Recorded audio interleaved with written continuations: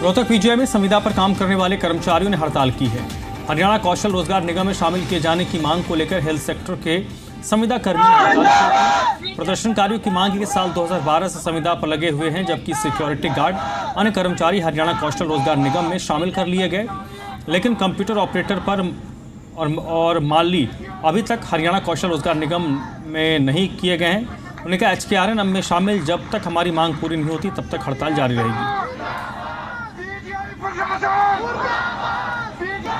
हरियाणा के एकमात्र पीजीआई में कर्मचारियों ने फिर से हड़ताल शुरू कर दी है और ये कर्मचारी पिछले काफी लंबे समय से HKRN में शामिल होने के लिए हड़ताल कर रहे हैं। तस्वीरों में आप देख सकते हैं कि कर्मचारी जो है रोहतक की पीजीआई के में यहाँ पर हड़ताल शुरू हो चुकी है और इनकी जो मुख्य मांग है वो यही है कि इनको HKRN में शामिल किया जाए। कुछ कर्मचारी हैं, उनसे बात कर लेते हैं कि आखिर ये हड़ताल इन्होंने क्यों की। क्या नाम है जी आपका? मेरा नाम सुकन्या सर, और हम बहुत पुराने लगे हुए कर्मचारी हैं। जैसे 2012 में ज्वाइनिंग है हमारी सबकी।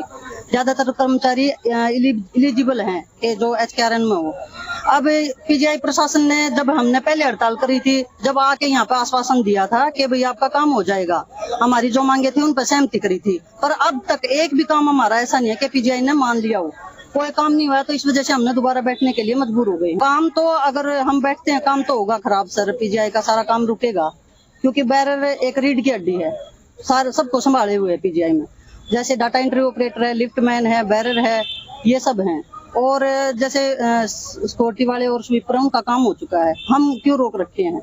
हमने सर एक एक चीज बता रखी है, पीजीआई को लिख के दे रखी है, अथॉरिटी को, और पंचकुला, चंडीगढ़, हर जगह हम CM को भी दे के आए हैं और यहाँ के लिए जांच बिठा रखी है।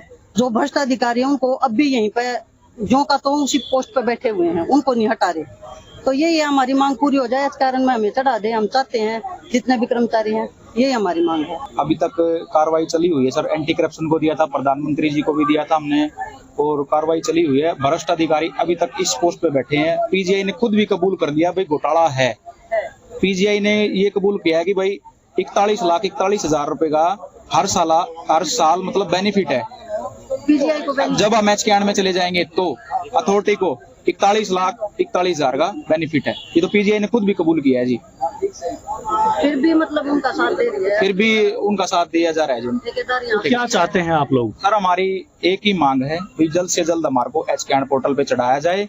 हम ये नहीं चाहते कि पीजीआई का काम रुके, हम भाई मतलब कोई मरीज परेशान हो, हमारा जल्द से जल्द काम किया जाए। हमारी इमरजेंसी सेवाएं बिल्कुल सुचारू रूप से चालू हैं। अगर हमारी डिमांड नहीं जल्दी पूरी हुई तो हम इमरजेंसी सेवा भी बंद कर देंगे। कोई हादसा होता होगा जी, अथॉरिटी पीजीआई प्रशासन जिम्मेवार होगा उस चीज का। तो बिल्कुल ये थे पीजीआई के कर्मचारी। इनका साफ तौर पर कहना है कि इनको HKRN में शामिल किया जाए, और अगर पीजीआई प्रशासन इनको शामिल नहीं करता है HKRN में तो ये हड़ताल अनिश्चितकालीन हो जाएगी और सभी सेवाएं जो है वो बाधित कर दी जाएगी। रोहतक से राज टाकिया, जी मीडिया।